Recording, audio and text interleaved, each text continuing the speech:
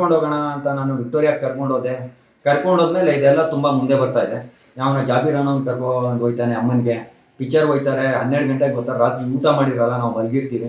ನನಗೆ ಫೋನ್ ಮಾಡಿಬಿಟ್ಟು PhonePe scanner ಕಳಿಸ್ತಾಳೆ, ಆ ರೋಟಿ ಅಂಗಡಿದು, ಬಿರಿಯಾನಿ ಅಂಗಡಿದು, ಅದೆಲ್ಲ ಮಾಡ್ತಾ ಇದ್ದೀನಿ.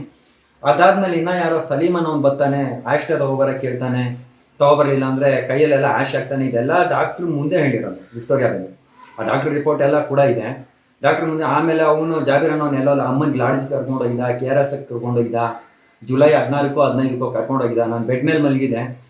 ಡಾಕ್ಟ್ರಿಗೆ ಹೇಳಿದ್ಲು ಬೆನ್ನು ನೋವು ತುಂಬ ಇದೆ ನನಗೆ ಅಂತ. ಡಾಕ್ಟ್ರ್ ಕೇಳಿದಕ್ಕೆ ಯಾವತ್ತಿಂದಮ್ಮ ಅಂದರೆ ಈ ಥರ ಆಯಿತು, ಅವ್ನು ನನ್ನ ಬೆಡ್ ಮೇಲಿಂದ ಕೆಳಗಡೆ ಆಗ್ಲಿಂದ ನೋವು. ನನ್ನ ಪಪ್ಪನಿಗೆ ಹೇಳಿದ್ರೆ ಹೆಂಗಾಯ್ತು ಅಂತ ಕೇಳ್ತಾರೆ. ಈಗ ಅಲ್ಲಿ ಪಪ್ಪನಿಗೆ ಹೊಡೆದ್ಬಿಡ್ತೀವಿ ನೀವು ಹೇಳಿದ್ರೆ ಅಂತ ಎದುರಿಸ್ತಾ ಇದ್ದಾರೆ. ಯಾರಿಗೆ ಹೇಳಿ ನಾನು ಅರ್ಥ ಆಗಲಿಲ್ಲ.